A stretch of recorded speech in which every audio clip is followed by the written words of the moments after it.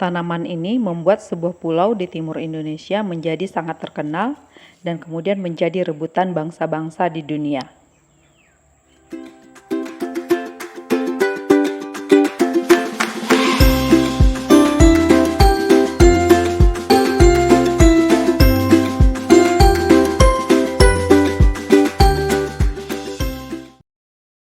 Assalamualaikum, hai, ketemu lagi di Yuk Belajar Nama Ilmiah.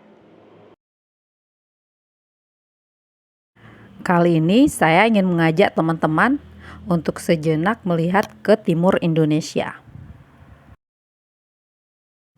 Ada sebuah pulau di timur sana, jika bukan karena tanaman ini, mungkin tidak akan pernah terdengar namanya. Teman-teman mungkin sudah bisa menebak tanaman apa itu dan pulau apa itu. Nah, seperti terlihat di layar video, tanaman itu yaitu tanaman pala, dan pulaunya sudah pasti Pulau Banda yang sangat terkenal dengan buah palanya. Dan seperti biasa, kita akan lihat dulu klasifikasi ilmiah dari tanaman pala ini.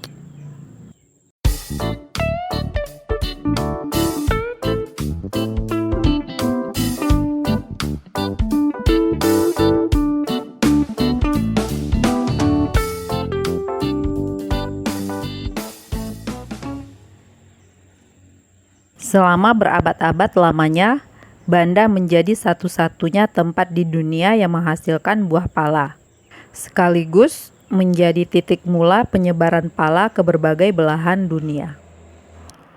Pala menyebar hingga ke Bizantium. Sekitar tahun 1000 Masehi, Ibnu Sina mendeskripsikan pala sebagai jansiban atau biji banda. Masyarakat Arab kala itu menggunakan pala sebagai barang barter, yang akhirnya membawa pala ke Venesia, Italia, yang kemudian di sana dijadikan perasa makanan bangsawan Eropa. Harga pala pada saat itu benar-benar sangat mahal. Pada abad ke-14 di Jerman, harga 1 pon atau sekitar setengah kilogram pala bisa dihargai sama dengan 7 ekor lembu yang gemuk. Kira-kira berapa ya jika dirupiahkan saat ini? Jika kita perkirakan saja, harga lembu saat ini yang berukuran sedang sekitar 15 juta dikali 7, ya teman-teman bisa hitung sendiri ya. Lebih dari 100 juta. Jadi sangat wajar. Harganya yang fantastis membuat bangsa-bangsa di Eropa berusaha untuk menemukan di mana asal tanaman ini.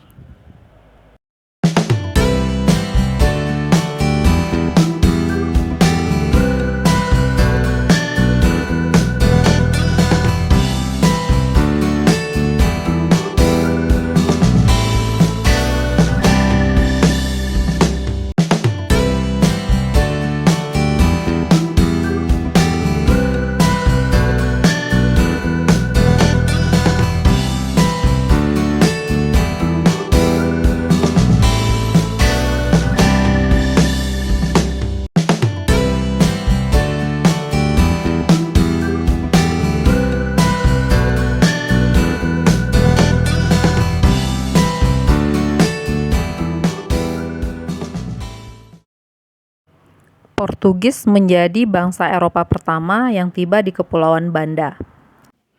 Di Banda mereka mengincar rempah-rempah seperti pala dan cengkeh, lalu menjualnya setelah mereka menaklukkan Malaka pada tahun 1511.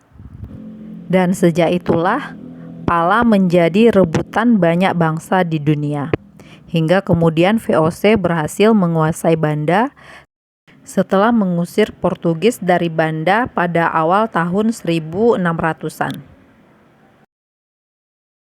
Setelah menyingkirkan bangsa Portugis, VOC membuat perjanjian dengan warga Banda yang mengharuskan mereka untuk menjual pala dan bunga pala hanya pada VOC.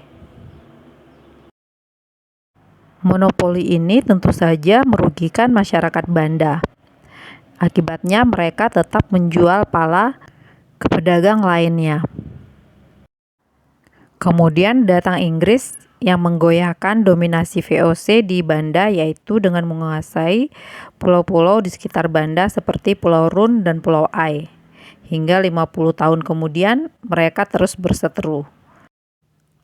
Rune, pulau paling kecil di Banda, jadi korban paling tersiksa dalam perebutan tersebut. Belanda yang merasa terancam, kemudian mereka memaksakan monopoli dengan cara brutal.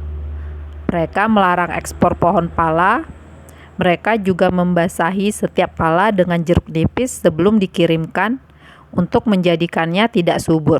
Tujuannya agar pala tidak dapat ditanam di luar Banda. Selain itu, Belanda juga menerapkan pemberian hukuman mati bagi mereka yang dicurigai mencuri atau menumbuhkan atau menjual pala di tempat lain. Di tahun 1621, konflik antara VOC dan orang-orang kaya di Banda terjadi dan berakhir dengan penumpasan dan pengusiran hampir seluruh penduduk Banda.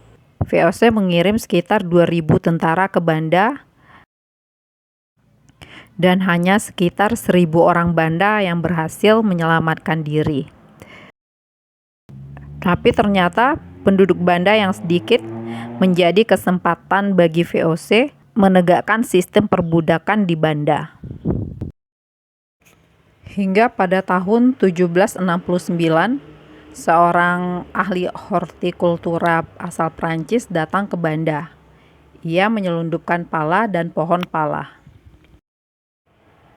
Prancis pun berhasil menanam biji pala di koloni mereka di Mauritius. Perlahan monopoli Belanda hancur. Pada saat kekuasaan VOC mulai runtuh, Inggris kembali mencoba untuk menguasai Banda, tetapi tidak berhasil. Meskipun begitu, Inggris menempuh cara lain untuk menghancurkan monopoli Belanda tersebut, dengan cara memperkenalkan pala ke daerah jajahan lain mereka di Asia, salah satunya Penang. Tahun 1860, perbudakan di seluruh Hindia Belanda dihapuskan. Dengan demikian, berakhir pula masa perbudakan di Banda. Seiring dengan itu, monopoli perdagangan pala dan bunga pala pun berakhir.